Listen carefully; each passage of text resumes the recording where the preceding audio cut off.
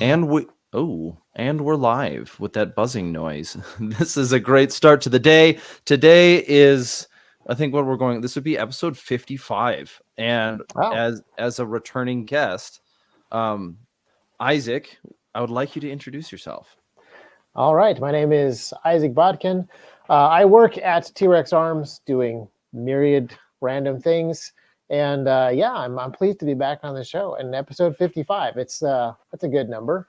It's a good, Congratulations on a number of episodes. It's quite a lot. a very specific number. 55 to be exact. But no, this is the topic of the day that we've at least come to terms with is decentralization by hook or by crook. So we're going to see how that goes, or I guess by choice or otherwise. But if Yeah. Yep. So if you are a listener of the Redacted Culture Cast, thank you for returning. Thank you very much. And if you are new, thank you again for joining us. This is a podcast where we focus on sort of the intellectual side of gun culture. And as we see things change within the community and within the culture, and I mean this sort of broad and Americana, or within specifically kind of how the gun culture and gun industry work together, one of the big focuses that we are intent on addressing is how we actually think about things. I don't think it's good enough anymore to say, well, my Second Amendment defends my right to bear arms. That thing existed, which was the last thing that you and I talked about, Isaac, Mm. was one of the things that we addressed was what were the ideas and principles that were sort of birthed from both religious movements and the Enlightenment that eventually was codified into the American government or the American Constitution in the Second Amendment. And so I think today, as we're rolling right into it, the last thing I need to say before we get started is at this point in time, I believe it would be correct that our pre-order sale of our only skateboard deck we're releasing this year. It's got a design on it that I'm not going to bring it up right now because most of us have seen it. But if you haven't, it's basically this semi-cryptic image that makes the point out that privacy is not someone's property. It's not your property. My privacy, our privacy is not your property. And that's in conjunction with Orion Training Group. And that's going to be a pre-order thing. Once they're done, we'll deliver them. Proceeds go to the Firearms Policy Coalition to address and combat and challenge this brace ruling, because this is something that we think we can do for the community as well. And we're thankful for participation. That is the conversation done. So straight into it. Yeah, straight into it. Yeah. Decentralization, yeah. And well, I actually have to interject. You mentioned skate decks. I just want to say I was showing my son some Tony Hawk videos from way back in the day and trying to explain, he's 7, so he doesn't really understand what the skate scene was like in the 90s. And I was explaining Tony Hawk was the greatest skater, and he was like, "Oh, not you?" And I was like, "Not me. You are correct." Yeah. Not me. Well, that's the kind from the mouth of babes. But no, I wanted to get a skateboard, and then we moved out to a house on a dirt road, and so I never prioritized it after that. Yeah. But yeah, decentralization. So this is a topic that first of all, you gave me a lot of time to prep on this one. I think you texted me this idea 20 minutes ago. Yeah, something like that.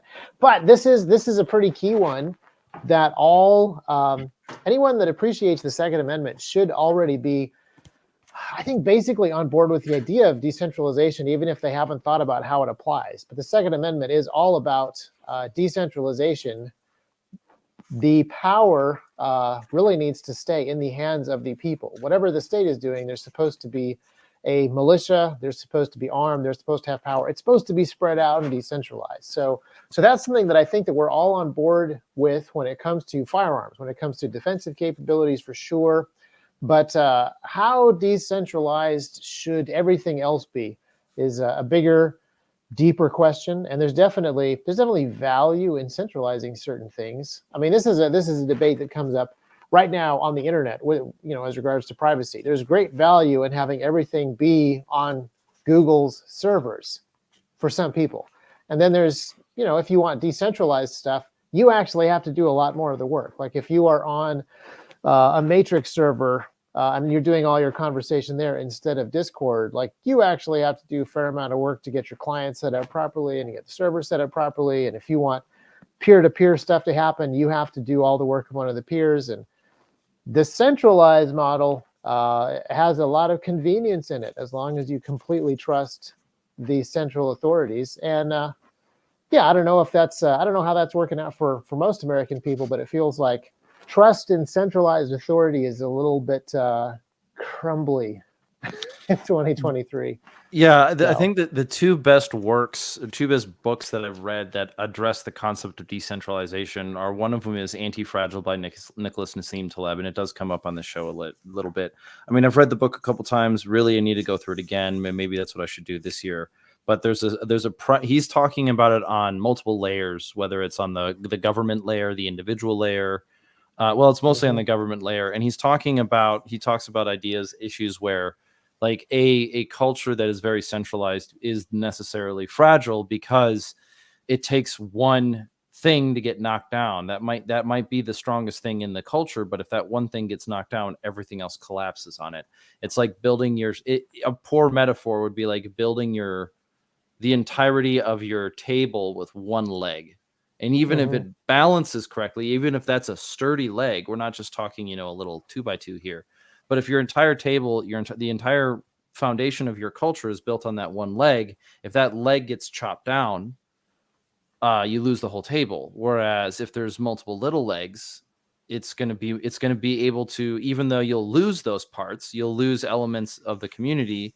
Or in other words, and this is just one example of it. It can withstand more issues, and then it can withstand more. It takes longer to build well, but it can withstand more disorder, perhaps. Yeah, it's like anything that is, I would say, redundant. Like, that redundancy is very expensive to have all the time until you need it, and then it's actually cheaper than not having it and losing everything. So again, it's like having a firearm. It's an expensive thing to have. It's an expensive thing to train with and maintain proficiency with, but it's a lot cheaper than losing everything. There are a lot of times when the discomfort and the cost of decentralizing all of these things seems really high and really inconvenient, but the alternatives are much less pleasant. In a lot of cases. Yeah, he addresses the subject really, really well in a couple of ways. I mean, in some ways, since his book is talking about anti-fragility, which is it's raised on the question of what is the opposite of fragile. It's not robust. That's not sufficient. Yeah. It's something that gains from disorder. So I'm kind of giving away the title. But he's addressing it in regards to a government, and later we'll get into a little bit where Jocko Willink talks about it with leadership, because he addressed it in his book. Extreme ownership, and he addresses this idea of decentralized leadership in special operations units, where at any given time, should the structure of the unit change due to battlefield casualties, any one of the team members could stand up and take control of the team to enough a level to get them somewhere else. Yeah. As opposed to a very old version of warfare, which was almost entirely dependent on the will of the commander, at least how it's described in books. So yeah, and that's another example. It's very expensive to train all of your men to that level, but that's cheaper than having one guy get sniped and no capability whatsoever. Very much so. And so decentralization, I think like a proper philosophical conversation, we should start by trying to kind of coalesce a definition, as far as first within culture and then second within gun culture. Like, what is decentralization within an organization? How would you define it quickly? Or is it only? Well, I think that's actually a pretty good example that you just mentioned, like a military unit that is able to function as smaller component parts. They're not totally dependent on a single centralized head. Or the same thing would be in a company.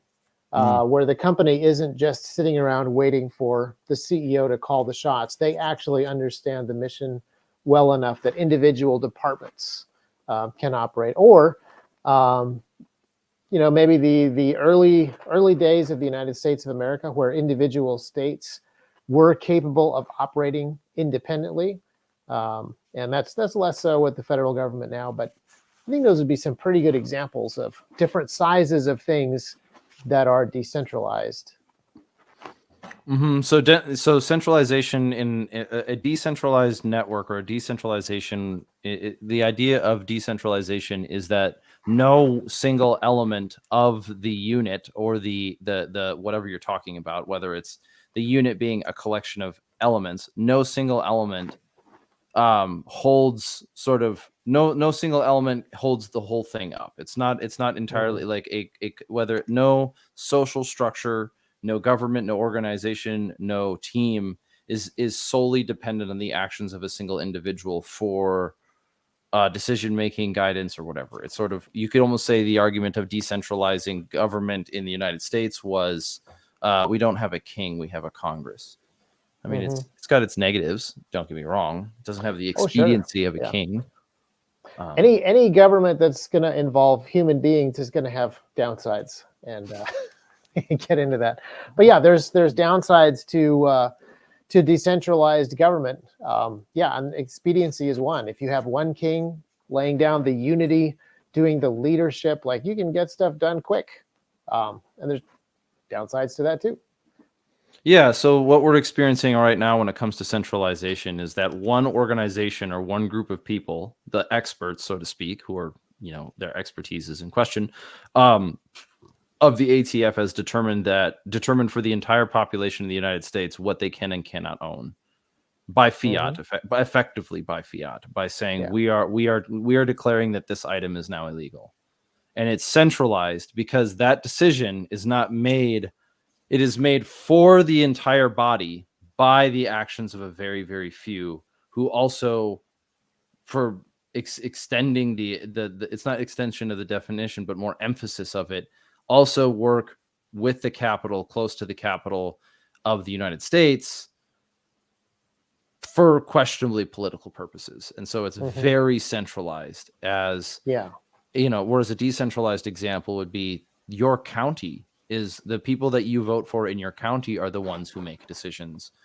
So that, mass decentralization, perhaps you could even make it a slider scale. In one side, you have the hell of democracy, rule of the mob. And the other side, you have the hell of autocracy, rule of the one, or the tyranny. Yeah. And that's where decentralization allows a balance between those things. I mean, the ATF is a good example of centralization, because even with the centralized federal government, there still is supposed to be a division of powers. So if you wanted to ban pistol braces, say, the correct way, if you were to do it properly, I use the term in quotes, properly, the way that you would do it is you would get Congress, you would get the three branches of government. All three of them would have to be on board with this to make it happen. First of all, you'd need to get Congress to actually pass the law. And then you'd actually have to get the executive branch to go out and enforce the law. And then you'd need to get the judicial branch to actually put it into effect. And what the ATF is essentially doing is they've completely bypassed the legislative branch. They've just written this into this rule change. They've just written into existence themselves with no legislative oversight. And then something that the ATF has done in the past, I'm not saying that they'll do this in the future, but they've done this often enough in the past. They can, simply through the mechanical action of enforcement and investigation, they can kind of punish people without going to court. Like, they don't actually necessarily always take all of these cases to court and have a judge rule on them. Oftentimes they manage to seize people's assets and do various things that are punishments without actually going to court. So it is a very centralized, unilateral sort of thing that goes beyond even what our centralized, large, powerful federal government is supposed to be doing. And then, of course, there's the Second Amendment as well. Well, it's kind of goes against that too when you think about it. So are you talking about like a Kafka-esque the trial, like a Kafka the trial? Like, there is no the punishment is, or the process is the punishment kind of thing, where like this whole trial is going, like, the problem being here with I don't see it's that. kind of weird. It's kind of weird. Well, there have been some cases in the past where they have seized somebody's weapons, seized somebody's stuff. This was actually, it gets very complicated because there were a number of cases where they were going after people who were making AR-15s. and they were seizing their firearms, but also their firearm manufacturing tools, and then not actually taking them to court, like dropping charges at the last minute, because they knew that the judge would rule against them. And so they end up dropping charges, but you have gone through this very difficult, painful process. And then getting your weapons back from the ATF is incredibly difficult. At SHOT Show, I talked to some law enforcement guys, and they said, yeah, we have fellow law enforcement agents who are still in the process, multiple years now, of getting weapons back from ATF confiscation, despite the fact that we are also law enforcement and know judges and how to fill out paperwork and stuff. So yeah, that's a way where you can essentially have a extrajudicial series of punishments for people and bypass a system that is supposed to be decentralized, specifically so that there are checks and balances and there is an appeal process and so forth and so on. Mm-hmm. So there's kind of two ways that I see the idea of like cultural, like the United States, the idea of a country having a decentralized format. And one of them is the way that doesn't work, and that's feudalism. And that would be essentially tiers of authority. But feudalism, one element of feudalism that's sort of necessary is sort of the serfdom aspect of it, where like technically everyone has fealty upwards as opposed to authority upwards. But feudalism is one example of a very decentralized government. So the serfs are the relationship between the serfs and the leadership, the serf and the lord, is that it is the lord's duty to protect the serfs and provide for them, and it's the serfs' duty to provide their labor, kind of thing. It's this kind of, it's not, painting it in the simplicity of slave serfdom kind of idea is just not sufficient. I also think it's dishonest. Because it's complicated. Yeah, it's complicated because there were people who were at the very bottom of the ladder, and then there were craftsmen who could travel, and I mean it's a lot of layers to it. And then different countries did it different ways as well. So yeah, it's hard to make a blanket statement about, for sure. Yeah, well, also like one element that made feudalism function was that no one really had the power to take over all of the others. It was just sort of there. I mean, there's other elements that are going on here, but it was like feudalism lasted for a long time, and that is an argument that's made in Anti-Fragile, where he's talking about like, as far as a governing body goes, it lasted for a long time. He's not justifying it as moral, so that would be a straw man argument of many. But he does address he addresses this issue on how, when you're looking at purely longevity, like feudal governments lasted a long time. And I would point out there's a couple of successes of feudal governments as well. One of them is the Magna Carta came out of a king, Prince John, saying, I'm going to centralize power, more power under the crown. And all of his nobles showed up with their armies and said, you actually aren't. We will fight you over this. Sign this piece of paper saying that you will not centralize power in this way, or we will fight you over this. And the Magna Carta was a win for freedom and decentralization. So yeah, it's a many-layered thing. I will claim absolute power. No. What? Yeah. No. Just pointing out at the army, like, oh, you and which army, oh king? Those are our guys. Yeah, like, no. What? I could not. I wonder if that was a very tense meeting, or if it was one that was really casual. Like, it was like, you get the king in all his robes and saying like, I am in charge here, and everyone's just kind of like, no. I think it was pretty tense, because he had some loyal followers, and they had an army, and he had nobles show up, and they had an army. So it's hard to tell from the woodcuts, but I think it was probably pretty tense. They're the proto emojis.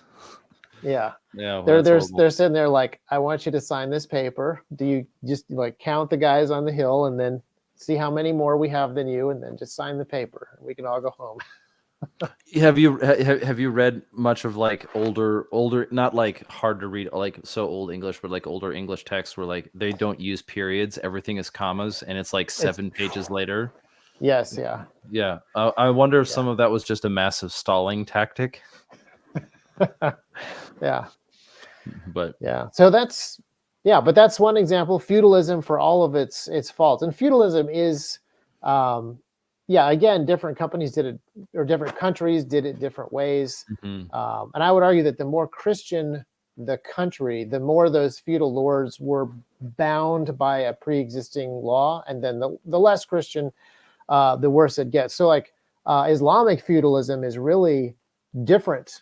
One of the problems with, say, let's just stick with English feudalism, is it's very hereditary. So so and so saves the king's life in battle, and he becomes an earl, and he owns a gazillion acres, and everybody that lives there is like almost indentured servitude. But as problematic as that system is, um, that was a lot less destructive to people and to the land than Islamic feudalism, where the emir would give you some land and a title, but that was only until he took it away from you. So there was no building, there was no preservation, there was no cultivation. There was just squeeze these people for as much as you can for as long as you have this title, because it'll be handed off to somebody else. So there wasn't the same nepotism, for example, but there was also no investing in the land or investing in the people that you had if you were, say, the Earl of Chatsworth, and you knew that your great great great grandchildren were going to own it someday. So yeah, there's, again, strengths and weaknesses to different ways of doing things. Yes. Complicated stuff to figure out. Chatsworthinghamshire. That's where we live. Chatsworthinghamshire. Yeah. I So do yeah, like some the English convention names style. are cute. Yeah. So, well, let's because the relevance, I think we're talking about the relevance of decentralization at this time is it can, especially in connection to gun culture, I think it has two major touch points with the things that we talk about, and one of them is, or the things that concern our daily lives. One of them is when we're looking at the government right now, and perhaps most of our adult lives. Like, I'm in my 30s, where you have kids. We're in this kind of era where we've kind of grown up in the same milieu, same world, same time frame, with different experiences. Although, despite different experiences, we've seen similar things happen, and some of those things are like, there is, whether, when I say hook or by crook, I mean by either the lack of trust in the government, as in like a reaction, a lack of trust, a reactive lack of trust, a reaction to losing trust in the federal government, or because of a decision to consciously and deliberately focus on local involvement and participation. Some of that local being in question because how much of it is digital, how much of it is real, but by less of a focus on the federal government, or or in a response to it, in a response to a lack of trust, the population is decentralized amongst a mesh network of ways. Some of them are tied to a location, some of them are tied to an ideology, some of them are tied to religious beliefs, some of them are tied to cultural pastimes. And so, we're seeing decentralization happen before our very eyes. Some of it is happening deliberately because people are saying, I don't really have influence over DC, but I do have influence over my local politics, or I do have influence over Yeah. my church or my community, and I can do good here. I can't do good over there, and it just makes me mad. Just watching the national the cable news makes me angry, and then I realize I accomplished nothing but become frustrated. So there's that form of decentralization. And then there's the other form of decentralization on the individual level, where people are much more focused on being individually capable, whether it's fitness, whether it's skill sets, whether it's radios and technology, whether it's medical and physical capabilities, whether it's but firearms is oftentimes a linchpin in that decision-making matrix. Yeah, for sure. So, like, we're talking about gun culture, but gun culture is so broad. It is, and it's broadening, which I think is really good and healthy. Mhm. I see people coming in from the overlanding community and the homesteading community, and I think that has done a lot to, not just add capability, not just add flavor, not just add diversity, But I think that's just been a really healthy thing for the gun culture overall, and it's been really neat to see people who are thinking about these issues of, say, decentralization and capability and community wider than just shooting stuff.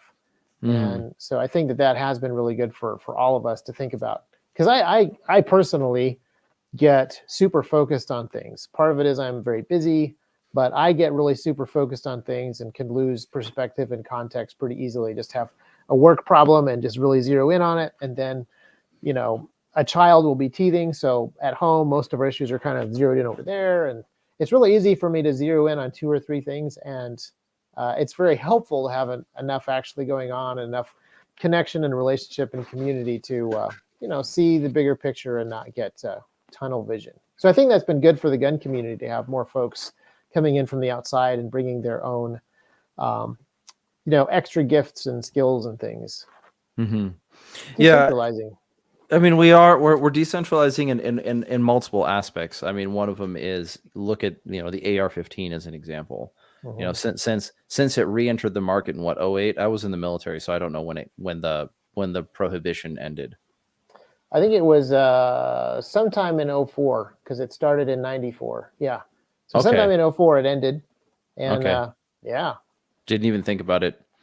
No, I don't think I knew anyone who I don't think I knew many, if anyone. I don't remember anyone I know off the top of my head who owned an AR-15 before then. I don't remember anybody. I really just don't. And Mm-hmm. before 2000, I mean before like 2012. I think that was the first time I started like, oh, these people own these things. Like people that I knew from home. Not like, Mm-hmm. oh, I'm in the military and this guy has one because that's just kind of how it goes. But it's interesting. Because now you look at manufacturers, there's not 2 manufacturers of AR-15s. It's not FN and Colt. It's not Daniel Defense and Sons of Liberty Gunworks. There's a multitude of companies. Yeah. It's just It's everybody. Yeah. The yep. decentralization. Yeah. The benefits of decentralization. That is a fantastic example. I keep going back to SHOT Show. For those of you listening, we were talking in person at SHOT Show. It's the last in-person conversation we had, so I keep kind of going back to SHOT Show. Mm-hmm. PSA. The last of 2. Yeah. Thanks, dude. Sure. But the last one of the last things that we talked about at SHOT Show. Actually, I don't know if we talked about it, but PSA is trying to build essentially a Glock pistol lower that is kind of like the P320 fire control group from SIG, where the fire control group is the serialized firearm part, and it's very much like the AR-15 lower. And their goal is to spread that thing around and make that thing as decentralized as the AR-15. Make that thing the AR-15 of pistols, which the Glock almost already is. But this would just push it even more that way because there's great power in decentralization. You get innovation faster. It's much, let's say that there were 2 companies that could make AR-15s and one of them went out of business. The decentralization is just really, really powerful for a whole bunch of different things. And that competition that comes when there's decentralization in the free market is like rocket fuel. And so, yeah, they're excited about decentralizing a pistol in the same way that the AR-15 is. And I think that's a great example. Yeah, we didn't have that conversation. We did not have that conversation at SHOT Show, but that's an excellent one to bring things up because, you go back to one of the merits. Let's just say a merit of a centralized a centralized economy is that, well, you have one place to go if you have problems. You don't have to figure it out. There's no negotiations.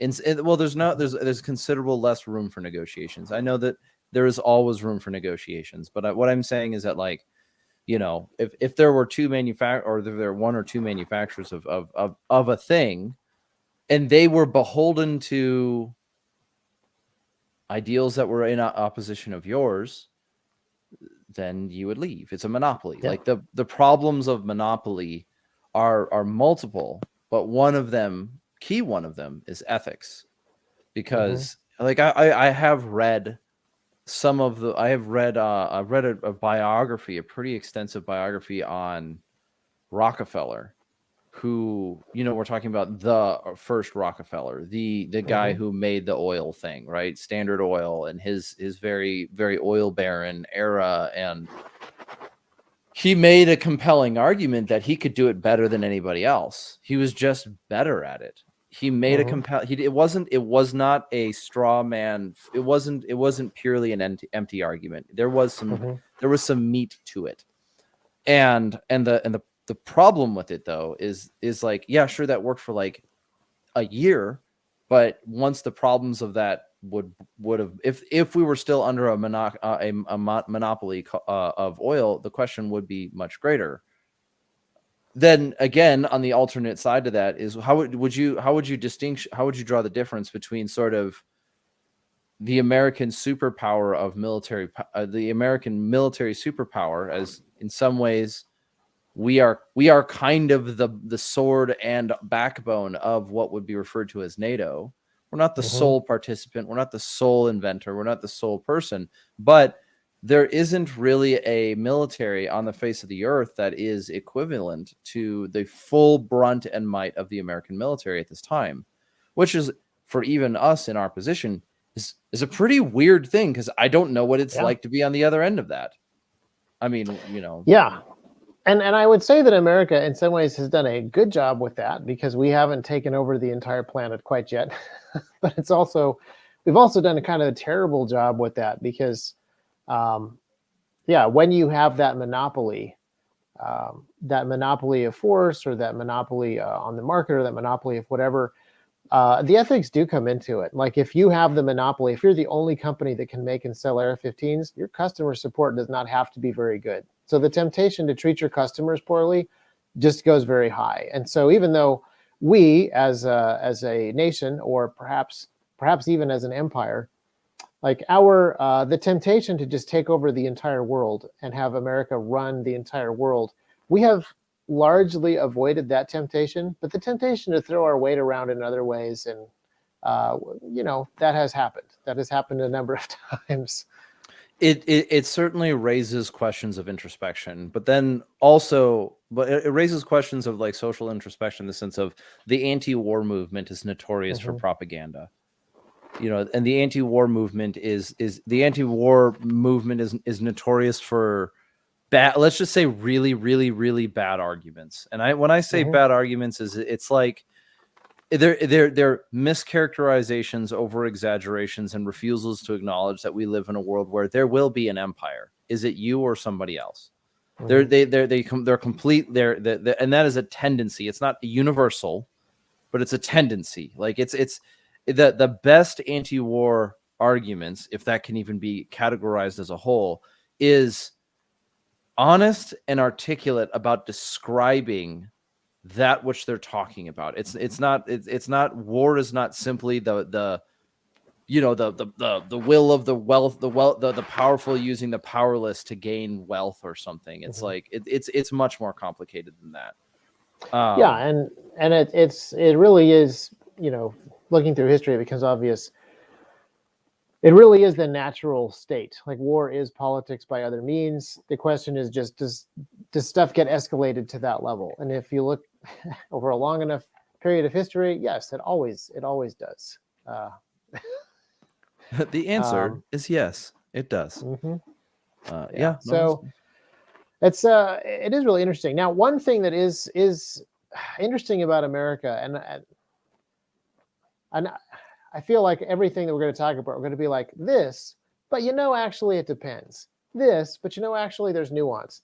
The way that America used its monopoly of force and power after World War II was really interesting, because after World War II, when all of the other Western nations were essentially in shambles, and the Soviet Union was definitely wanted a larger empire, this idea that the United States had and developed into the Marshall Plan was, we will create an economy that everybody can join in, and the only thing they have to do is not be the Soviet Union. Like, this is the way that we will stop centralization of the Soviet Union. And we won't create a gigantic warlike empire. We will create NATO, and we will create these larger markets. We will protect the oceans for free as long as you engage in free market economics, and we will buy and sell your products. Just don't join the Soviet Union. There was still, even at that time, this understanding among Americans, pretty much all Americans, that we still think decentralization is the way forwards. We need to figure out a decentralized way where we can have enough people, enough of the world on board, not joining the Soviets.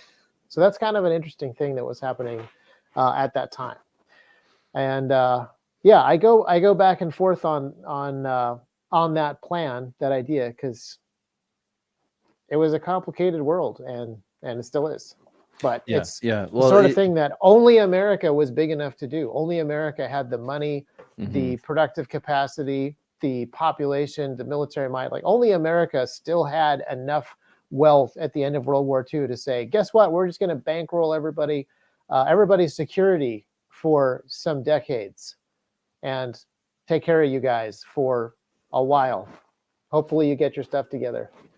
Yeah, well, I this is something where I'm willing to say I need to read more on it. Like, I have some books on Churchill. I have some books on World War II, and I think, even comically, going back into like my academics in history, the period of time between World War II and the Gulf War, what we would refer to now as basically the period of the Cold War, was is very fuzzy in comparison. And part of that is because the Cold War was difficult to understand. Like, any attempts at oversimplification were fundamentally frustrated by the inherent complexity of the environment that was being engaged in. I don't know how to say that in an easier way, is other than it was foggy.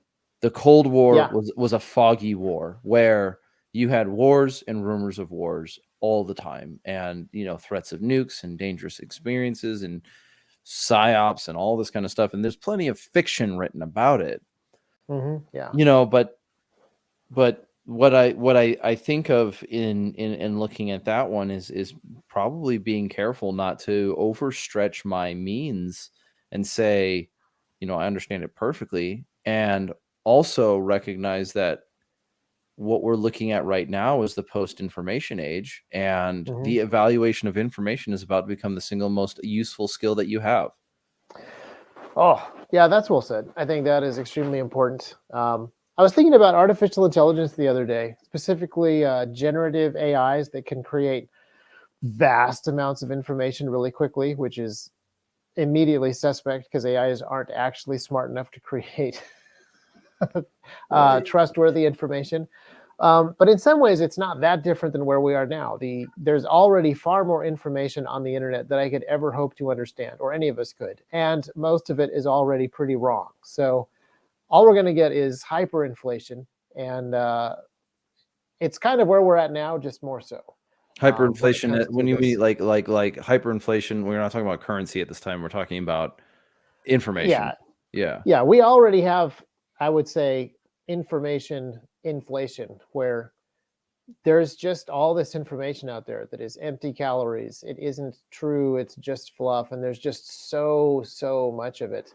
And now artificial intelligence bots are going to create tons more.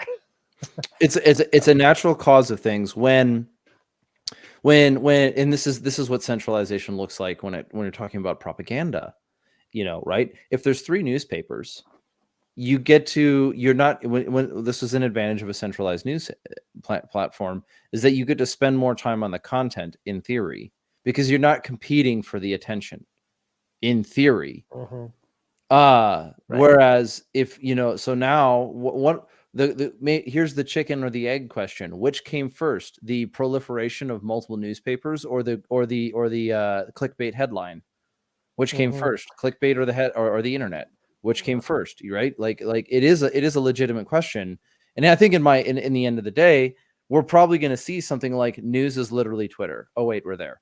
You know what I mean? Like headlines are the only thing the main reason why people only read headlines is because there's not much else inside the story. Yeah. One, there's not much else inside the story. Two, I work at a desk. I'm at my job. A lot of my job is at this desk. If I'm not out building a thing or, out doing stuff, a lot of my time is reading and listening and communicating and participating. And even I'll tell you, it's like, no, I'm not gonna read 100 articles on a subject because I'm gonna scan. No, it's just not gonna do it. And so we create heuristics. Okay, one heuristic. If the title, if the one heuristic, it would be if the title contains more than 4 buzzwords that are currently in the milieu, I don't read it. Why? Because it's probably trash. Yeah. If the title, if the headline is written by CNN, I probably don't read it. Just 0. Like, okay, that's a heuristic.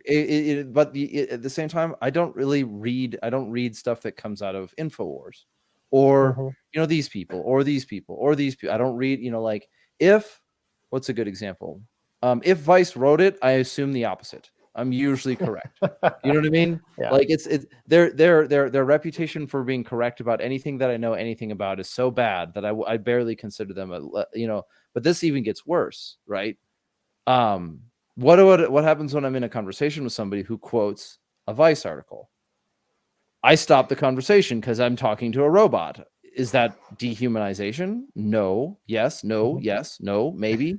So, like, well, these here's what's confusing. What's confusing is I see Vice as a oh man, for lack of a better word. Now, and the other thing is Vice has changed. Like, obviously, they're owned by Disney now. They've fired a bunch of the old people. They brought in new people. So Vice has kind of changed. But Vice, I see, is kind of like a middle of the road thing, kind of like the NRA or Black Rifle Coffee. And you know what I'm talking about. When the left hears that somebody likes NRA, they're like, oh my goodness, this person is just the worst. And then there are some people in our community that are the same way. If they hear that somebody likes the NRA, they're like, what on earth is that guy doing way over there on the left? Black Rifle Coffee, the same way. And I feel like Vice News is the same way. Either you're talking to somebody who is watching Vice News because they're tired of CNN, and then it's like, oh, well, you actually would like a little bit of a different take on things. I'd like to find out if you are beginning your journey in a good direction. Or it's like, oh, you just watch Vice because you thought it was Vox. Never mind. It could be either, Vice, Vox. I get those two mixed up. Oops. Yeah.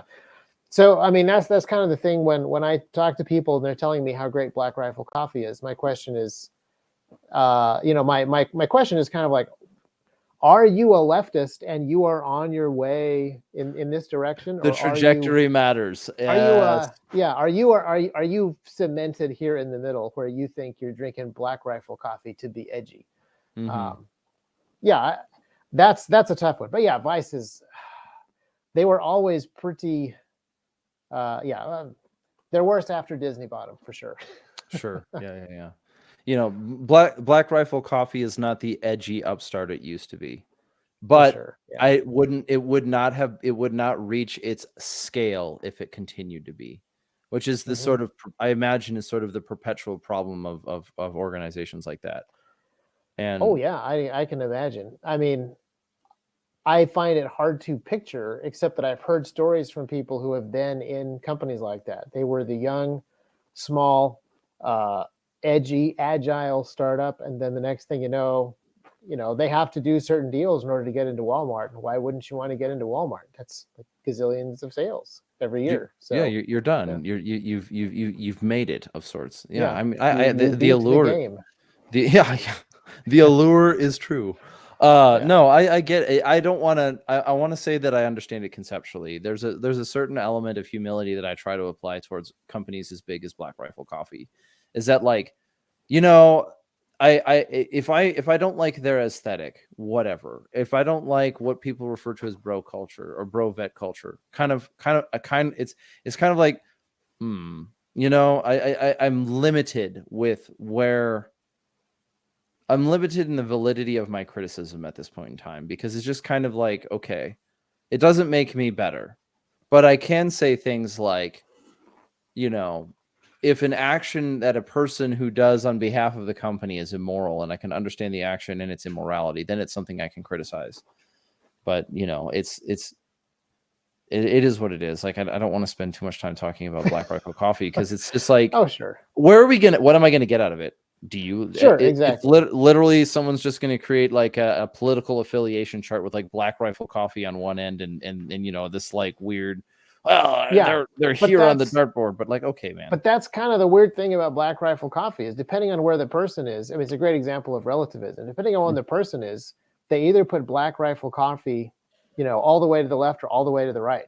There are Sure. very few people who have an Overton window wide enough that they're like, Black Rifle Coffee. They're just lukewarm. I spew them out of my mouth. Yeah. I think that's a misuse of the term Overton window. Yeah, I think it is. Most uses of it. Yeah. Yeah. The Overton window is what's considered socially acceptable, not what's visible. Yeah. Well, it's considered... I consider all things socially acceptable at this point. If you read enough Twitter, you see people espousing all things. I don't read enough Twitter, thank goodness. I keep my brain. I got back on Twitter a little bit when Elon Musk was making a lot of changes, and it was a lot more entertaining at that time. Yeah, well, I mean, I still use Twitter, but it pales at me finding it, the amount of time, it is not worth the investment. That's the only thing that I can say, is that I functionally use Twitter as a notepad right now. If I need to write something down and forget it, I'm actually going to put it on. And if it's something that I can put on Twitter, I'll put it on Twitter. Oh, interesting. And part of that, I guess I should follow you. That's what I'm learning. Yeah. I mean, it's essentially, that's what I use it for. It's like, okay, I can't, it's like at the end of the night, I need to go to bed or something like that. It's like, oh, this, I need to put this away. So I'll put it on, I'll throw it up on Twitter. And I mean, I get some reactions. It's not that I mean that it's not meant to be derogatory. It's not meant to be demeaning either. It's just like, these are things that I think are important. And if I get reactions, I get reactions. And if I don't, I remember what I wrote now. So I'm done. It's not like it doesn't injure me. But I think we need to kind of circle back. We need to Jen Psaki this right back into decentralization. Well, I was going to say, this is actually a nice segue, because a lot of leftists who are annoyed at Elon Musk have jumped on Mastodon and various other decentralized platforms, because they see the value in it now. Like back when a serious, like, hardcore far right extremist like Elon Musk wasn't controlling Twitter, they liked centralization. And as soon as he got it in his far right clutches, they immediately liked decentralization again. So it's kind of interesting the way that works. But yeah, I actually think that as there's less of a monopoly, as you actually see some social media platforms introducing legitimate competition in services, people think a little more clearly about what they're looking for, and some of them have decided they want decentralized information sharing services. Okay, so with alternative, yeah, it's weird. Yeah, like one of the things about the idea of decentralized or alt tech platforms is some people are using it to remedy a problem, like and this works with guns too. It all, the First and Second Amendment, we can all tie this together pretty easy. But you see this within how guns are treated on social media, right? It's like everything is shunned. Like the common criticism that comes over is it's easier to find porn on Twitter or whatever than it is to find, or it is easier. Let me put it this way. It's easier. It's Twitter or Instagram is more likely to show me at least softcore porn than it is to show me firearms related content, at least in your like curated feed, whatever the hell that is. Right. And that's a serious ethical question. And so as a result, people and organizations and individuals and communities have tried to create alternative tech platforms specifically for gun culture, and they never stick. They never really stick that well. So like they're using it as a reaction. I'm being censored. Let's go to a different platform. That's a reaction. That's a whole different bag of worms than saying, I believe in the value of decentralization. So how am I going to create a competing product? And I'm not, and I am in no shape or way trying to say that just go start your own Twitter, just go start your own Amazon. Like that's not how it works for most people. I don't even know if it works for. I don't know how that works at all because I am not in the position of a business magnate. But I can address it from the concept of principles. I can look at this idea of decentralization when it comes to the web or from communication. Some of that is maybe pay less attention to the fire hydrant, more to what's in your backyard. Yeah. So that's, I think part of the answer to your question is actually timing, because sometimes the market is ready to move, and if you started building your Twitter alternative at just the right time, the market moves to you, and now you have it. And if you start too early, then you wasted all your money prepping it before people showed up. And if you do it too late, they're already on the other thing. So a lot of it, I think, is timing, because a lot of people, they're looking for an easy alternative as opposed to a principled alternative. But an easy in other alternative places, is more tempting than a principled one. I have a certain difficulty saying a lot of people, because it's like how do I make a distinction between whether someone is or isn't that? I can say it is more attractive. It is more tempting than the other. A reactionary approach is more tempting than a principled approach. Absolutely, yeah. And some people are on different platforms for different reasons. So like T.Rex has a YouTube channel because we want to reach the people who are on YouTube. And but I spend when it comes to talking to people online, I think I spend more time on a very small matrix server as opposed to Instagram. I spend more time interacting with people there, and I actually enjoy the smaller circle. I actually enjoy the the lack of everybody being there for that purpose, because I'm trying to do a different thing on there. So, but this is specifically as it relates to like social media and online communities. I think that in other business decisions, like T.Rex has we have a self-hosted server for our website. So our e-commerce stuff, all the product that we sell at T.Rex Arms, we have our own server, and we're running our own code. Now it's WordPress. We didn't write everything from the ground up, but that has been kind of expensive and difficult for us in some ways compared to using a service like Shopify. But there's a lot of people that have been kicked off of Shopify. And so it's another example of the redundancy is very valuable if you end up using it. And that makes up for the expense at the beginning. So there are a lot of people who have built themselves alternative systems to do certain things. There just aren't any good alternative social media platforms that have captured huge chunks of the market. And even those are relatively new things. Like I don't know that we've figured out how social media works yet. It's still pretty infantile technology in multiple ways. There's when the word algorithm comes up, it sometimes creates a pang of frustration. It's sort of a placeholder for this thing that I don't know how to describe. And when I have bad news for you. The people who write the algorithms don't know how to describe them either. I was talking to a guy who's with Open Source Defense now, but he was a very high level guy at Facebook, and he was telling me, they changed the algorithms to tweak various I forget what they're called exactly, but the content referral systems that actually try to recommend stuff to you, they tweak those algorithms. They don't really know what's going to happen when they do that. They're too big and they're too complicated. Yeah, like they don't know what the outcome is, but they know the adjustment they're making.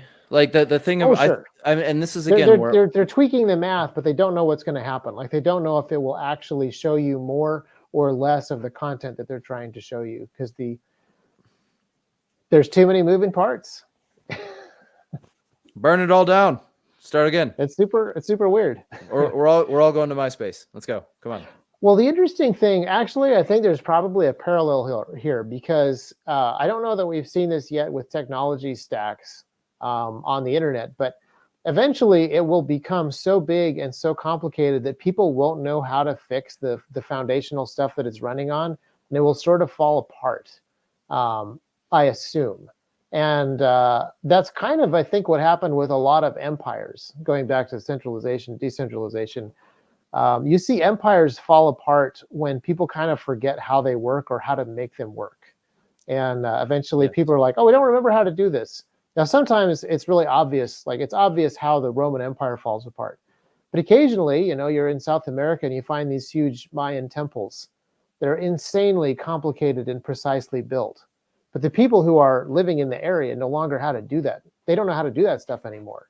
That's kind of been lost. And I wonder if that's going to be something that happens to a lot of these internet services as well. They're like, oh, there's one ancient Windows 98 machine somewhere in Larry Brin's closet of his dorm room, and if that falls apart, Google stops working, and no one knows how to fix that machine.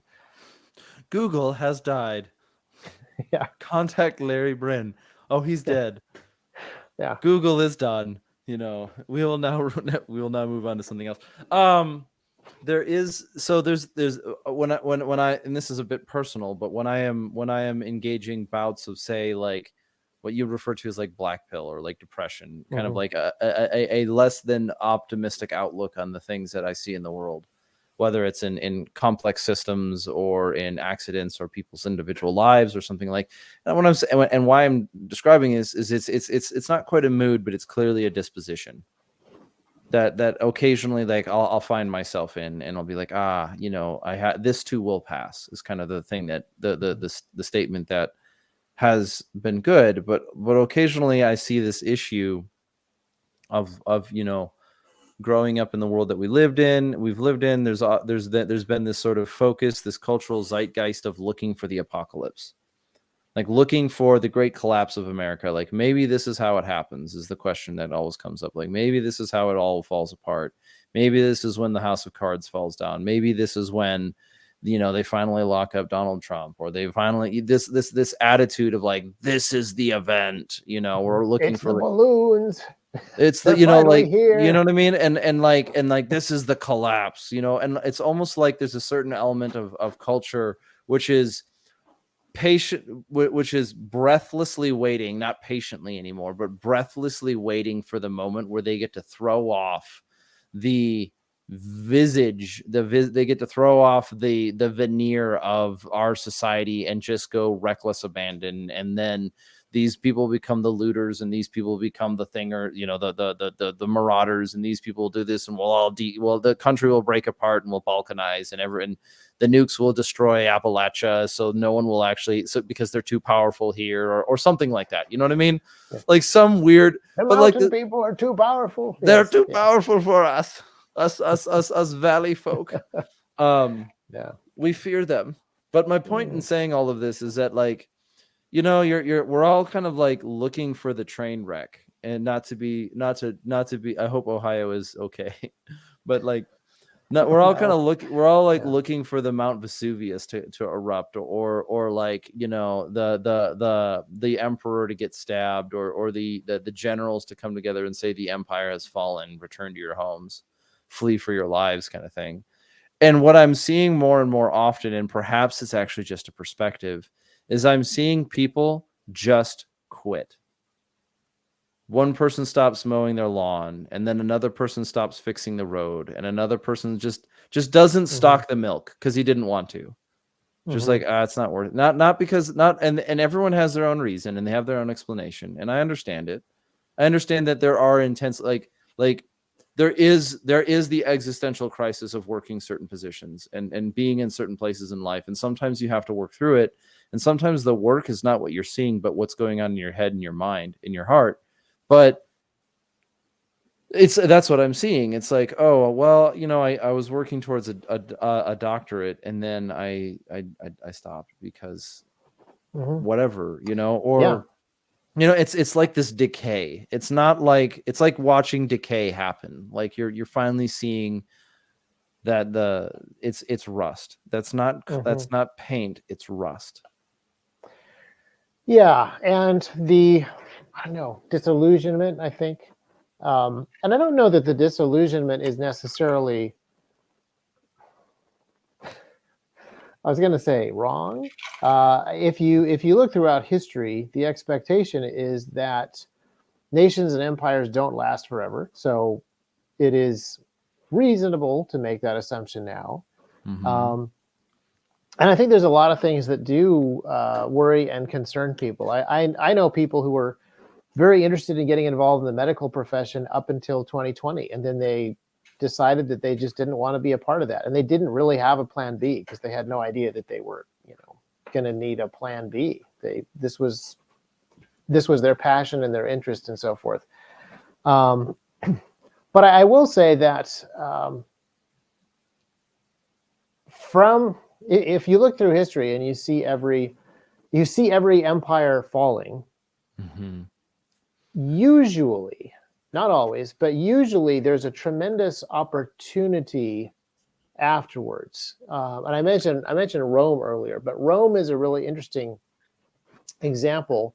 The fall of Rome, obviously Rome, the city itself, had a pretty rough time, but the fall of the Roman Empire was very, very rough on the Romans themselves, but it was a lot less. It was a lot less rough on their constituent parts, all of the lands that they had conquered and were ruling, than a lot of empires falling had been in the past. And I think that the big reason for that is that Christianity had really taken hold, and thankfully for a lot of people, Christianity was heavily persecuted, which actually served to spread it throughout the empire really effectively. But the other thing that it did was it forced Christians to build alternative economies and kind of alternative everythings. And so when all the pillars of Rome fell, there were these existing communities and economies and organizational structures that the Christian church had created that were able to be there for people. And you see a similar thing happen in the fall of the Soviet Union in a different way, where the black market was there. The black market in during the last days of the Soviet Union was very large and robust and capable. Mm-hmm. It was everything that the actual Soviet infrastructure wasn't. And so when it fell apart, people had already been taught through years of Soviet mismanagement to be awfully self-sufficient and awfully decentralized, and that black market was there for them. So there is always an opportunity when a nation falls for people to really learn from those mistakes and be ready. And so my hope is that when things disappear, there's obviously some ways for them to disappear. One is you place all of your hope and your trust in Sears, and then when Sears and the malls of the 90s stop being a thing, you're utterly despondent and hopeless. Mm-hmm. Or the alternatives come along. Amazon comes along and you can get books that you never would have found at Sears or Borders, and you pivot to the new thing and you find a way for it to enrich your life without all of your hopes and cares being tied up in this other thing. So my hope is that as the gun community grows, we can talk a lot more about the things that ultimately matter. We can talk about the lessons of the Bible and Christianity and make that a better source for guidance than just some of these random things that we've picked up from modernity or the internet age, and that we can really see some opportunities.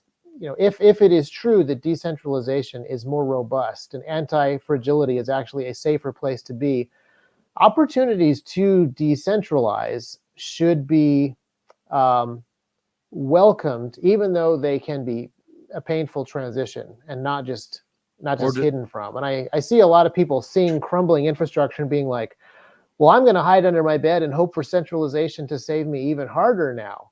And that is just setting yourself up for an even more painful experience later. Can you more accurately give that description of the person or what it means to try to put more hope in centralization? So I would argue that Joe Biden is not doing a very good job at encouraging trust in the government right now. I agree. But some people are so hardcore team Democrat that they're going to change their definition of trustworthy and dependable so that he can be that.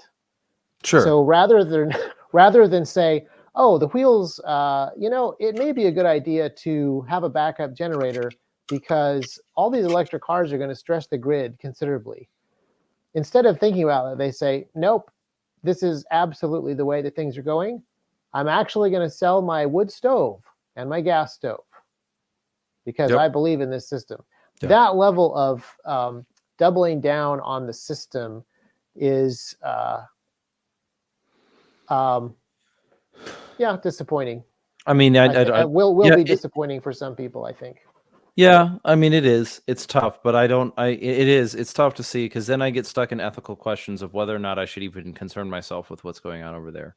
Like, I don't argue plumbing with people who don't believe in pipes. Like, I don't know if there's anything. It's the same issue. It's the Twitter issue. Like, and this conversation's come up a number of times, so I'm sorry for everyone who's listening who's like, this is the third time he's brought this up. But like, there are prominent platforms on social media, especially Twitter, where I don't even know if it's a human being. And if they are, I don't know if there's anything intellectual in there. Like, it's a husk. It's a person who, like, immediately is going to come out the party line. And it's just a microphone into the universe of like, so like, and it's a hard question because like, I don't want to dehumanize somebody to the extent of saying you're less than human. But the reality is, and it's not that they're less than human, it's you're a vegetable. You don't have, you're not participating. You're not, I can't, it's not you're a vegetable. That's not the right way of saying it. Well, a lot of them are probably actually bots, like going back to artificial intelligence. There's a very good possibility that many of these people are not human. And, one of the upsides of the AI apocalypse that is coming is Twitter will be 95% bots instead of whatever it is. And that will just further push people into the real world and interacting with humans again. They'll be like, man, for some reason, no one feels like a human anymore. I should go outside. Yeah, I should go as the joke, meet space and touch grass. Wow, this beef is good. No, we're gonna move on because I really don't want to belabor that issue. The whole fake people thing is weird. The thing where it does come to fruition is you're talking about, decentralization. I'm reminded of a book by Jack Donovan called The Way of Men. This one's called Becoming a Barbarian. It's the second one, and there's a certain element about, it's about 50 pages in the book where he's starting to talk about this idea of like, the empire this is his argument, and so I will make the statement, reading Jack Donovan is not for the faint of heart or people who don't like to read things. Like, if you're looking for something that you're going to read and you're going to like every corner of it, and you're just going to be carried through from one sweet lullaby to another, like, it's not for you. But I do enjoy, I think Jack Donovan his writing is at least cogent enough, and this is not meant to be a subtle dig. It's cogent enough and articulate enough where I feel like I have an article and an argument worth engaging with, where he seems to take subjects seriously. And maybe one day I'll meet Jack Donovan and he won't be the person who I think he is. But the point on the book is, maybe someday you'll meet his ghostwriter and then you'll be happy. Yeah. If he has a ghostwriter, yeah. I think Jack Donovan writes his own stuff. But what I'm saying is he argues for this idea of like, when the empire falls, it's the barbarians who basically find the pieces and they build the new something out of the body of the old. In a myth, in the story of myth, in the world of myth, this looks like how many ancient myths exist where the gods build the world out of the body of the Titans, or or like the kingdoms of Europe were built out of the body of the Empire of Rome, and so like there is something to be said there of maybe America is the Rome. We are living in that age where nobody knows how to describe it other than the fall of America. And in 100 years, they'll put a pin in it, and in 100 years they'll talk about it in a lecture, and in 200 years it'll be a page, because they'll have to condense it and condense it and condense it. But that's the attitude of being centralized, man. Oh, the American empire is in decline. Yeah, that's what happens. But whether or not you are centralized or decentralized is not dependent on the sturdiness of the structure. It's a focus. It's either an organization method or it's a series of values, and or it's a reflection of a series of values. You could say that the argument of liberalism is decentralizing. It has a decentralizing force, and this though does stray on turning decentralization into a monomania, and so I got to be careful with it. Yeah, because my goal is not to decentralize things infinitely, like down to nothing but the individual. Like I'm a big believer in family units. I'm a big believer in communities, churches, and I think that the state, there needs to be some level of civil government in order for different types of justice to be done. So I'm not advocating for total anarchy. I'm advocating for something that is so much more decentralized than today that it's kind of hard to picture. But definitely not decentralization all the way down to just we are Mad Max creatures crawling through a blasted apocalypse with no connection, no structure. So, but forms of that decentralization are no one group of people in an office can make by fiat something that the population owns illegal and make them de facto felons, right? Or I would say, and this is another way to look at it, maybe there is a city that has a form of government that is that top-down and authoritarian, but they're small enough that if the people in that city don't like it, they move to the next state, and you have competition between forms of government, because that's another one is geographic size as well. But yeah, keep going. I interrupted you. No, it's the geography of it is a tricky one too, because we're like, one theory that I have when it comes to the future of the world is sort of inspired by, but also sort of recognizing with that corporatism is the most likely thing to replace nationalism. We live in a national era. Like we live in the world where nations are still things. Like I don't mean nationalism as in like French nationalism or whatever the word that it is. And I fully start with the statement. I fully begin from the position of like, if you think nationalism is the same thing as jingoism, then we're not on the same intellectual plane. And so, like, nationalism is a form of global decentralization where the nations focus on themselves, and so nations exist with a collective identity of their being the nation. We are the French people, not the servants of the French king, and so nations. The maximum size, it effectively argues the maximum size of any organization should be the size of a nation. Okay. Well, what I think is going to happen is that nations are going to be replaced by corporations, because corporations can function within the grounds of, can function in many, if not all of the same ways that a nation can function without being bound to territorial land to some extent. Think, for example, Apple, right? You've got Apple. It's a corporation. It's a very large corporation. It has people all across the world. It has people that are building parts in using slave labor in one country, or using this in this country, or using this in this country, and it's all coming together. But everyone works under that corporation, and then so a corporation can function like a city state that's not necessarily bound to a piece of property, and so therefore it's more flexible. It's able to move around a little bit more. It's not limited by the same things. It doesn't have to defend a border. It has to defend an idea, or it has to defend its assets.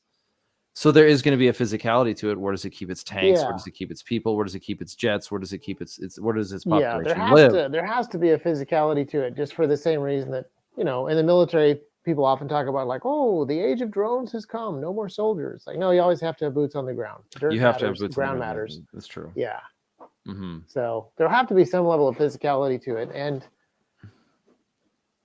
But it's yeah, also there are some really interesting. So I think that obviously people don't change over the millennia. People don't change and God doesn't change. But we do have some fundamentally different technologies now that will allow us to do things that are unlike things that people have done in antiquity, and that is a really interesting thing for sure. Hugh and I would agree on the principle by metaphysics that human nature is fixed, because human nature is on the one angle created in the image of God, which is unchanging, and two is impacted by the effect of sin, which is also unchanging. It's just which flavor of it. But human nature is fixed. Yeah. I would agree with that on those two metaphysical principles. Yeah, but it is interesting to think about how much has changed in a relatively short amount of time. Like people have not been able to travel faster than a horse for all of human history up until I think the 1840s. Whenever steam trains got faster than horses, 1830s maybe. Information never traveled faster than horses, or I guess pigeons, until mid 1800s. Like a lot of this stuff that we're seeing now is very, very new. And so the ways that some of this stuff can play out, both in a good way and a bad way, some of the tools that we have for centralizing and for decentralizing are very, very powerful and work very, very quickly compared to the past. So it is very interesting to consider some of the ways that things might be done differently.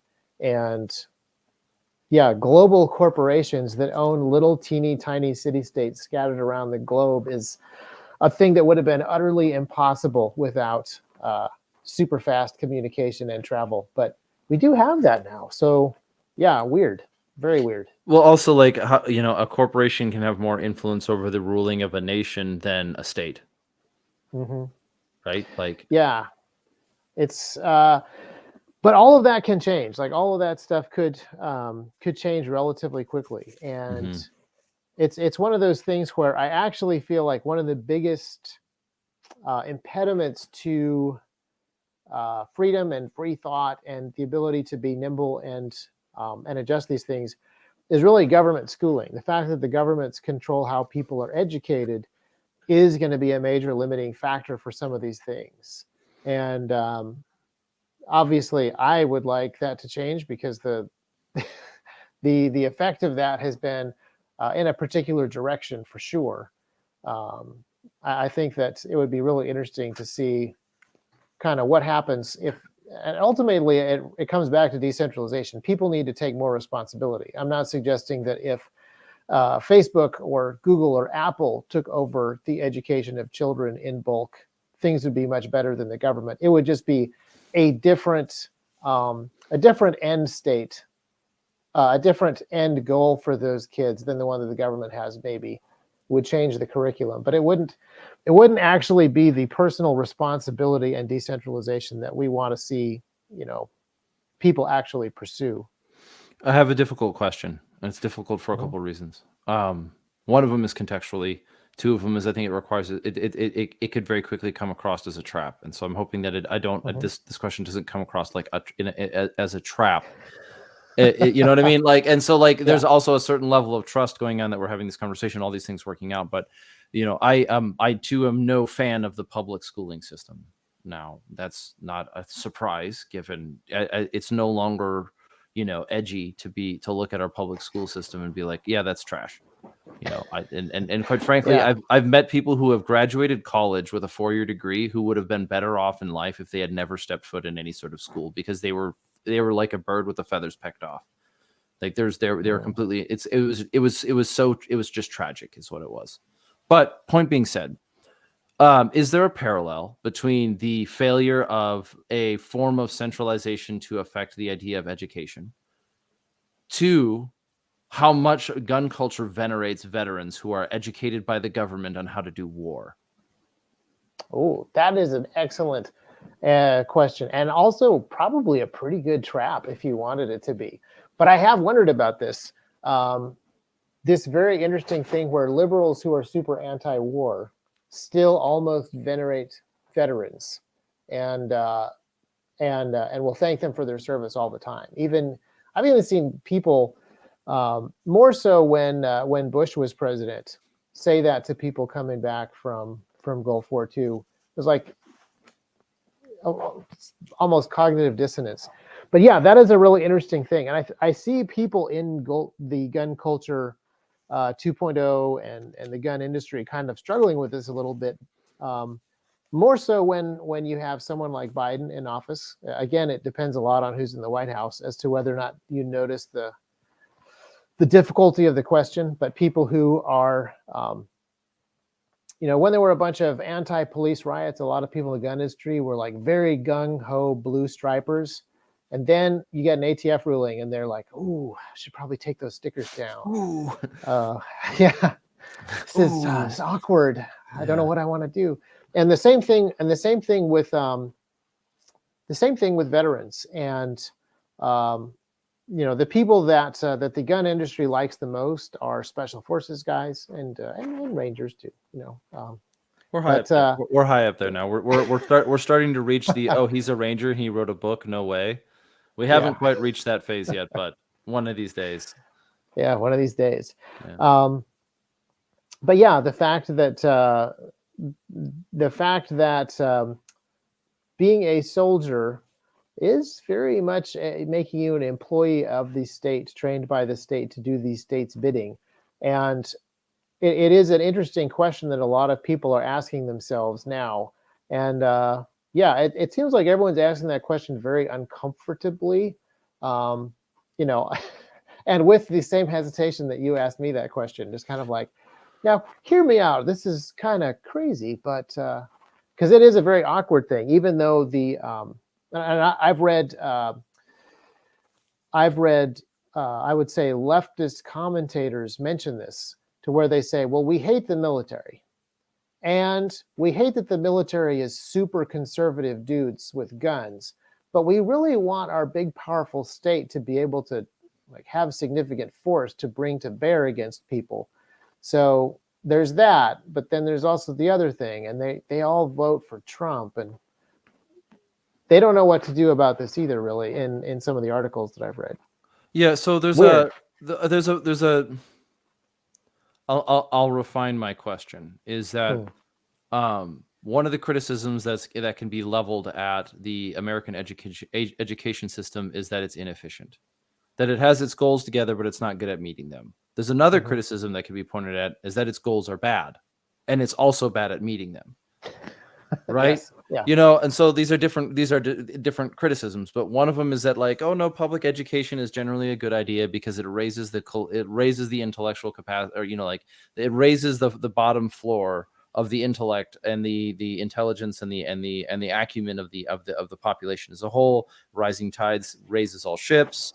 There's this but unfortunately, the way that it's set up right now, because it's not getting enough funding, or it's not getting enough teachers, or it's not getting enough whatever support, or or because of guns and people are getting deaded in them. All these arguments.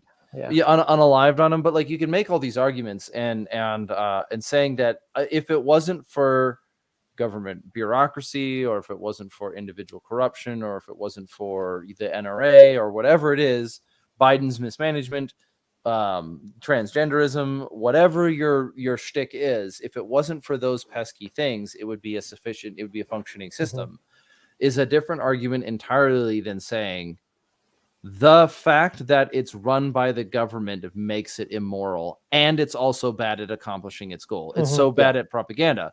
And so where that parallels to the question on government and individuals and military service is that there is this argument that somehow holds over from I don't know what anymore, that, oh, he's military trained.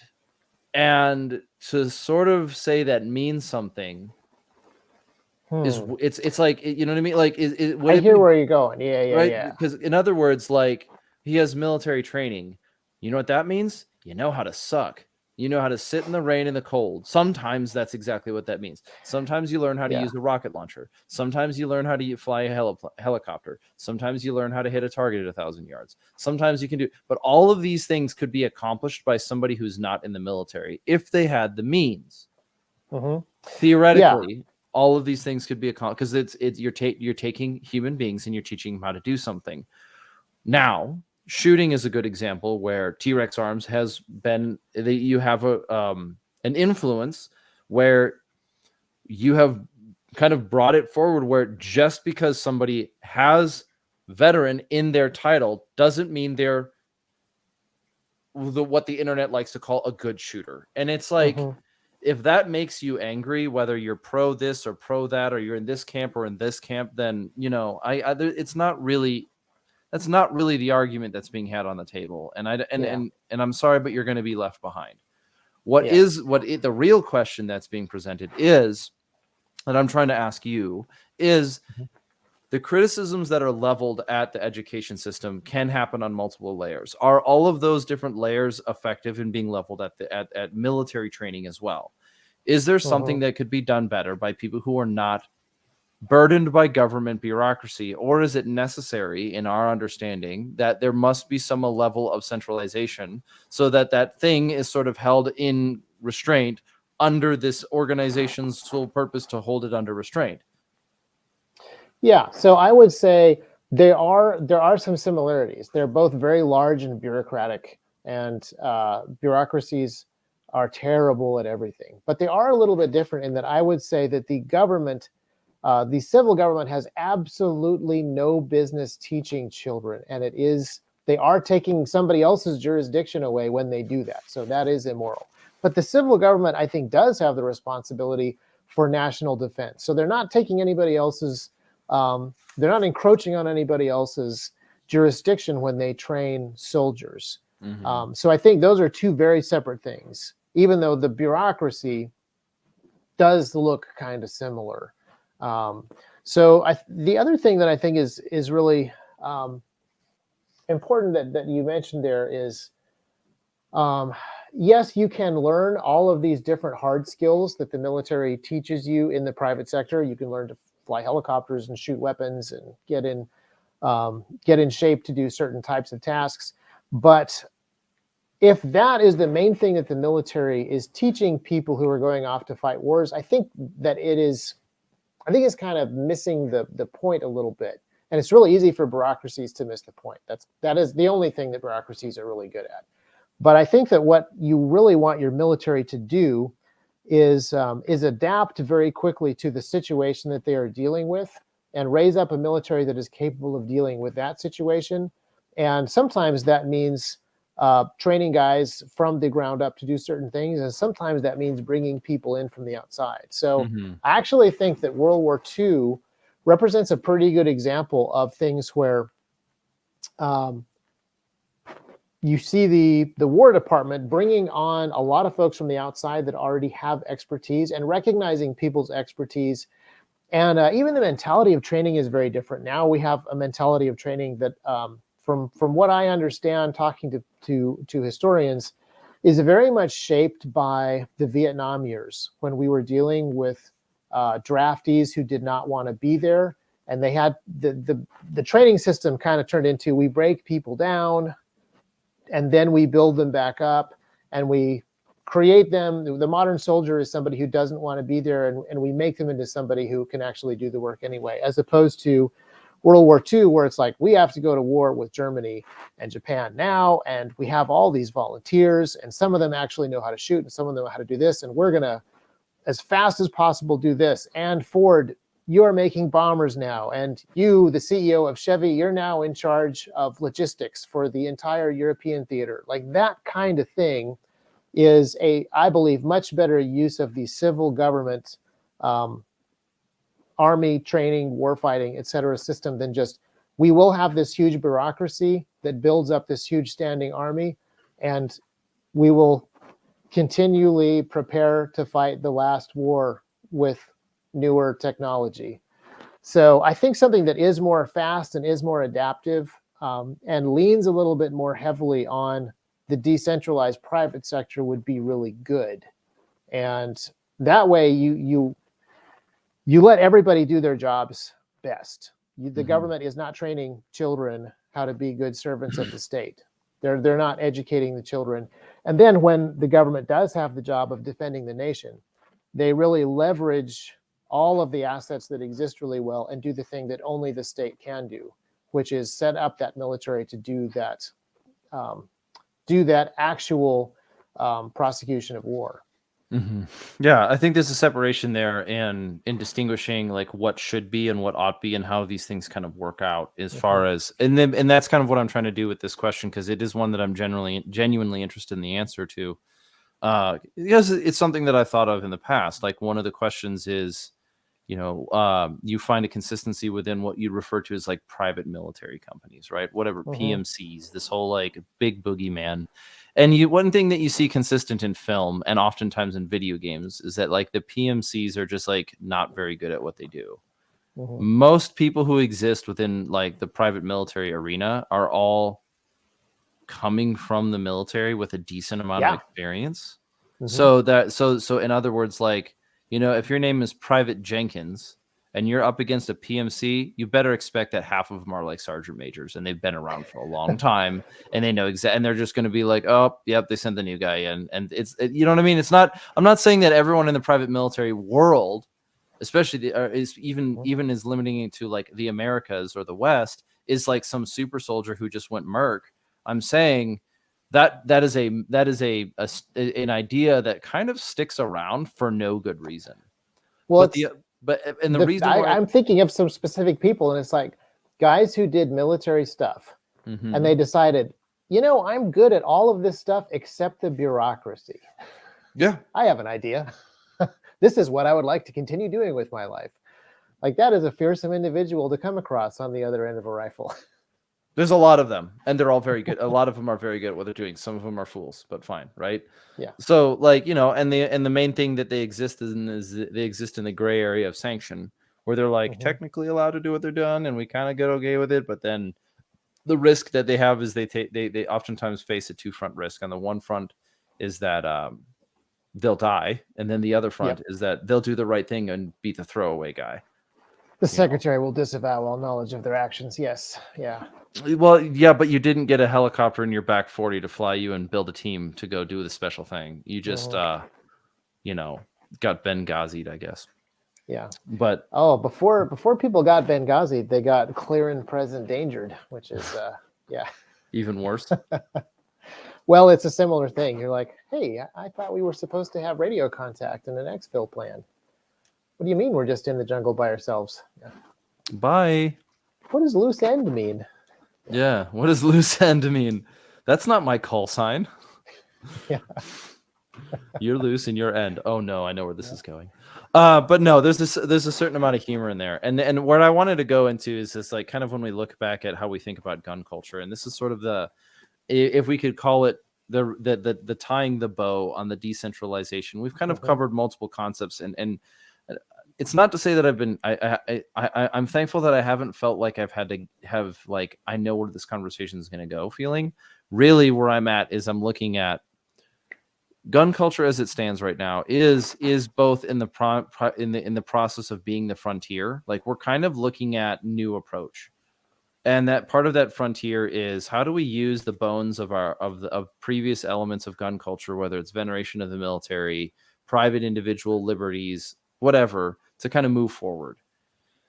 So it's not quite as easy to visualize as, well, gun culture 3.0 is plate carriers and night vision. It's really what I'm looking at in this sense is like, what is it that really differentiates how we think about things, and what is our metaphysics and what is our structure? And one of the issues that tends to be a friction point is, is how do we as a culture, how would you see this? Here's a solution.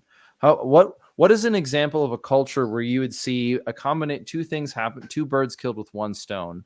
And one of those is the division between veterans, specifically even special operations veteran and citizen, is sort of smoothed over. And the other one is that the demand and outcome, the demand and something for training and skill set development across the population is also met. Right. And one Yeah. example would be like, okay, you know, more soft guys go out and become instructors. Well, the current attitude for that is a lot of them are whatever. You can complain about it. It's not really my point. But how would you what would be a good outcome? What would be a direction where you'd be like, I like the way this is going? I think I actually see a bit of this happening where people actually do look for recognize and value experience, because there's a lot of things that guys in the military, they have experience doing things that you cannot get any other way. Like some of the non-com, some of those sergeant majors who have led men in the field in combat, who have had to train or sometimes retrain guys on how to do that in the face of the enemy. Like that is gold. There is no other way to learn that than having done that. So seeing people who have that level of experience really valuing it and wanting to have those guys in your team is, I think, huge. And I think that is people are learning that sort of stuff. They're learning that there's a difference between a guy who actually has the experiences and actually knows how to be an asset in all these different situations, as opposed to a guy who just has the title of veteran, and he's done all of the things. He's done all of the hazing. He has the 160 hours of mandatory fun. He's done the staff duty. Like he's done all of the all of the Army stuff. And so we bring him in to teach us how to fight. I think it would be kind of like the very beginning of, let's say the 1750s, when America starts to pivot its militia a little bit away from the politically incorrect term of Indian fighting, more towards something that is going to be a little bit better at national defense. And they recognize a lot of value in people like George Washington, who was an officer in the French and Indian War. And I think that they do a really good job of recognizing people who have actual capabilities and experiences, as opposed to just being like, oh, this guy has a commission from the crown. This guy was such and such. And when you see these little militia companies come together, there's a lot of heavy reliance on actual capability. And sometimes that is military experience, and sometimes that is other leadership. So you see a lot of militia companies being led by deacons of churches, for example, men who are they've already demonstrated their leadership capability in the community. They're already known, they're already trusted, they're already shepherds in a sense. And I would like to see our community valuing those things. So you see that sergeant major who has demonstrated himself to be a really good shepherd of men, who has combat capability, as opposed to a dude who has, just the check boxes on his paperwork. Mm-hmm. So it's the how would you? Because I think of ways that I've developed, and some of them are conscious, and some of them are sort of subconscious in evaluating people. Like the example is, he looks good on paper. I know people who look good on paper, but I wouldn't trust them in the environment. Right? I would. They're just you can't. Like there are things, we use words like there's cowardice is a moral failing of a person who's supposed to act in the face of danger, who's employed to act in the face of danger, and when faced with it, values himself, his own fifis over his own feelings over the whatever the mission is, or whatever his friends are, or whatever. This cowardice is not a light word to throw around. But so that's an example of like, oh, I know this guy. He has the That's resume. a great one. That's a great one, and that's one that we as civilians, we usually don't know that. Like a guy comes out of the military and says, I was with so and so and I did such and such. We don't know if he actually, has been tested under fire and proven himself. We just know that he did basic training and made it this way. But a lot of times, I think that being tested under fire is a huge one. I mean, that is a gigantic test of that person's mettle, and finding out if they actually were cowards. And if you don't get to see that in combat, like, yeah, you get people that look good on paper, and you're not sure if they ever actually passed any tests. I know people with CIBs who have Ranger scrolls, or who had Rangers. I don't know where they're at anymore, but who are absolutely categorized as a coward. Like, I know exactly who you are. And it's a sad thing, but it's strange. But I mean, and it's a very, very, very, very small list of like, you know what I mean? And so now anyone who knows who, you know, like, we're not going down that road. But what I am addressing is that like it's not, they would look good on paper. They've got their CIB, they've got their time on deployments, they've been shot at, you know, whatever. It's like, yes, but I know who you are, and I know who you really are, and you will never overcome that stigma, at least within my influence. And that's just kind of how it is, you know. I don't go out of my way to hunt these people down and you know, throw their names and faces on billboards to like, because it's not relevant anymore. We're all moving on in life. But you know, but that is a hard evaluation, because it very quickly becomes like, it very quickly becomes this, it very quickly becomes overwhelmed by the drama and the garbage, and he doesn't know to shoot, and he hurt himself, and he's a bad guy, and he's selfish, and he's this. It's like, you cannot not wade through that, but there are things that you can do to make the decision making process easy, and one of them is have a bad reputation. Yeah, and I think that there's a time and a place to ask those questions, and it isn't all the time on social media. It's just like, hey, the British are coming. Who here has served with George Washington during the French and Indian War, and how did he do? You know, like that's a good time to ask that question, not constantly. Not constantly. That's a good point. Yeah, that's a really good point. The other side of it being, the other way of thinking about it too is like, it's context, it's not qualification. It's context, it's not qualification. Like it is a struggle. It's like, I think it's a legitimate struggle in culture, because it's an easy one to rely on. Sometimes it's appropriate to be using, but that's just what like violence is. Like if you depend on violence as your out, right? It's like if you end every argument and conversation with beating somebody, you're not very good at it, you know, but that doesn't mean that it's not supposed to happen. It doesn't mean that it isn't appropriate. You know, if you're like, oh, if you lose every argument by suing your opponent for misrepresentation or whatever, then people will ignore you and they will avoid you, and then you will become irrelevant. But it's just kind of the way of things. And then, yeah, you know, and we have this. I think we have this awkward situation where a lot of things are in the midst of decentralizing, and one of them is American defensive capability is decentralizing. Like yes, gun culture 3.0 is that. There are an awful lot of people who are more interested in teaching civilians certain skills than staying in the military for another 10 years, making coffee and writing after action reports for ridiculous diversity training segments and making sure that their cybersecurity certs are, you know.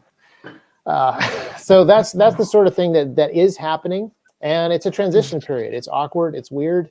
A lot of people think that it's not okay that that the American people actually pick up some national defense capacity or some public defense capacity. And there's a bunch of people who are taking this idea on. And in the 21st century, it is a very new idea. We haven't really talked about this since, I don't even know when. I mean, maybe Teddy Roosevelt when he was recruiting Rough Riders, that kind of thing. yeah, it's a good point. I think it's an excellent one, because when it comes to that decentralization issue, I agree with you. I agree with you in the sense that we're watching it happen in slow motion. Is that like in that example of in the way that I was thinking about it earlier, is that like it turns out that the brown of the brownstone isn't brown, it's rust, and the light is starting to peek through it. But that means that there's something there to be built, not left there. And so you may remember what was there. We may honor it and dignify it, but that structure that's rusting through, something needs to be built in its place. And I'm not, this isn't a call for revolution. It's, you know, it's not a call for violent revolution. It's a statement of like, if you look out into the world and you think that the West is collapsing, then I think if we are honest with ourselves, and if we look at that, if we look outside the world and we look outside our own lives, our own head, and say that the world is collapsing or the West is collapsing, and we are honest with ourselves, then we will have to follow up with an ethical demand of saying, all right, then go and build something in it. Go build, like go and build, like build your if that is as large as your family or whatever you have influence over, like therefore go and build. And some days it might just be yourself.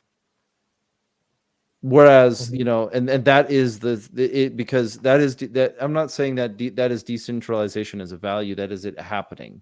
It's happening in front of your eyes. It just isn't happening spectacularly. And because you're robbed of which your, I think is good, because spectacular decentralization is that's yes, not mass death. Yeah. I want to actually kind of wrap things up on a point that you brought up, which is the barbarians always rebuild, or I forget exactly how he put it.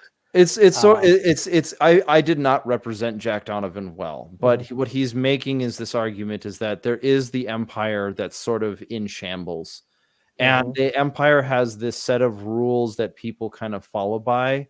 And part of it is he refers to it as the empire of nothing. And it's been a while since I've read the book, but this is me trying to interpret his idea in light of the context of our conversation. And what he talks about is this, you have this idea of the empire of nothing, where multiculturalism is the only value, or you have these different examples where like none of it is really real, is why he refers to it as the empire of nothing, where people follow rules that they don't really believe in. It's just what you're supposed to do. And there's this sort of roboticness or this sort of droning nature to it. And they look at people who they look at the free men as barbarians. Those are the barbarians at the gates. They're trying to. I got you. Yeah. And so he's making the argument from the position of the barbarian is that what you're doing is you're looking at the rotting corpse of an empire, which is fertile ground for there to be building. And so it means you build not your king. It doesn't mean you have to build an empire in its stead. It means the body isn't getting healthy. It's not resurrecting. And so sometimes so what I think of it is this way: is you need to look at where you're at in the timeline. And sometimes people are waiting for the spectacular collapse before they start building. And I think in many ways he's arguing against that, is that you build now. You build now. You are always building or you are decaying. And so I think that's an excellent point. There is no neutrality and there is no staying put. The current is always moving. You either go with it or you fight against it. And I think that, I was thinking of actual empires. I was thinking of, because there's kind of three options for empires. There are, you build your empire and then the barbarians at the gates take it over. Like when the Babylonian Empire fell, the Persians just took it over. And then, but you also have complete collapse, like the Mayan Empire collapsed to the point where all of the grandeur and the glory and the technological capability and architectural and artistic and medical capability is just gone. All there is just human sacrifice on a massive scale and incredibly primitive. The only thing that's left is incredibly primitive. It's just gone. And then the other option is where you rebuild from inside and you, hate to say this, build back better. Like you take the early Christian church in Rome and they built better foundations in a lot of those places, and they used a lot of the infrastructure that was there in order to more quickly do their building. So they used the Pax Romana, the peace of the entire empire, to extend the church, and they used the Roman roads to get places. And then they built something that is actually sound and strong and has some good bones to it. And here in America, I think we're in that position as well, where there's a lot of rust on the rocks, but the foundation is really good. If we can just knock some of that rust off, we have a lot of stuff to build on top of. We can decentralize without breaking apart all of those foundational stones, because they're still there and they're still good and they're still solid. And we actually remember these things pretty well, a lot better than, say, the Mayans did. Like we remember what our founders were trying to build and some of the checks and balances they put in place. We can remember the way that they wanted decentralized power in individual states, and they wanted the federal government to be teeny tiny. Like we can remember all of these things. And even some of the really hard questions, like how does how does a loose confederation of states handle commerce or handle defense? We can actually see examples of how they did that, and we can learn from those things. So, so I really don't want people, as they see the rust and the mold and the mildew overtaking all of these good foundations, to really not despair. It is possible to recover all that stuff and just build on it. But the point is, you do have to start building now. You you know, as bad as things look now, I really do think that in many ways it is rust and mold on stone. Like, I don't want to sit here and wait for the mold to completely destroy the stone. A, that would take forever, and B, there's building that we can do now on these exact same foundations.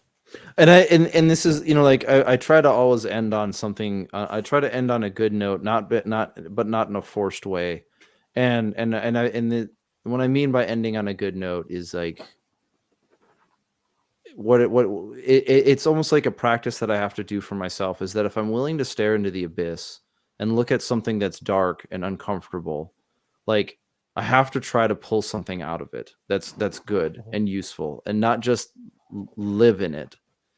Because I very quickly lose my mind. I do lose, like, I don't mean that in like, oh, I mean that literally. Like, I lose my mind in the sense of like, if I stare into nihilism too long, I stop thinking inaccurately, or I stop observing the world accurately in any way, shape, or form. It's nihilism sells itself as realism, but it's just nihilism.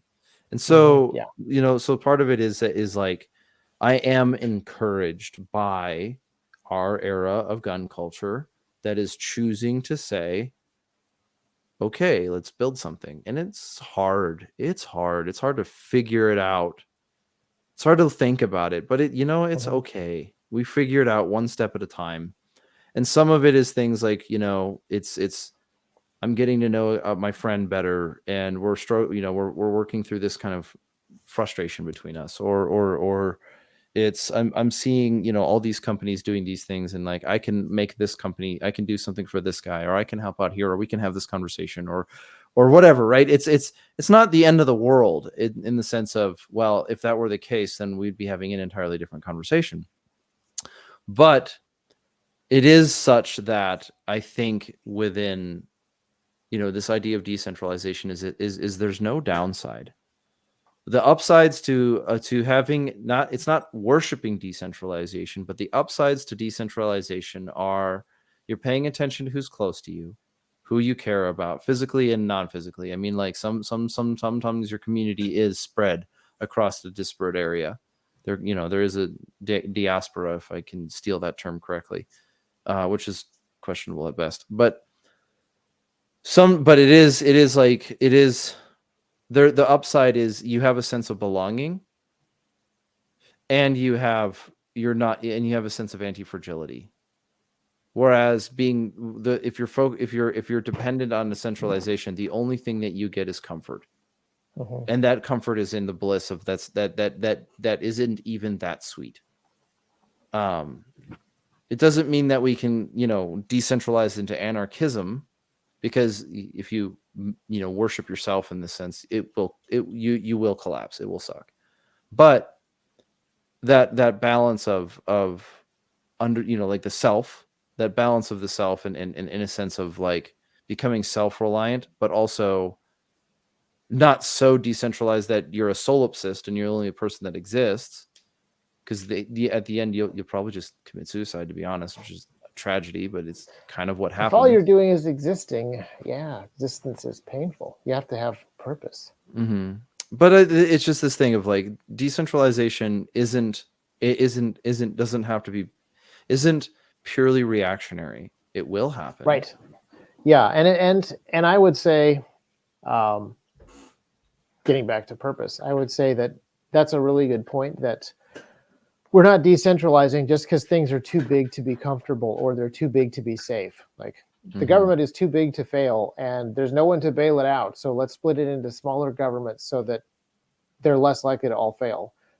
That's a very reactionary thing. I honestly believe that we have mean, that is a true statement that it would be far better if we didn't put all our eggs in one basket, but it would certainly be, that would certainly be a reactive and small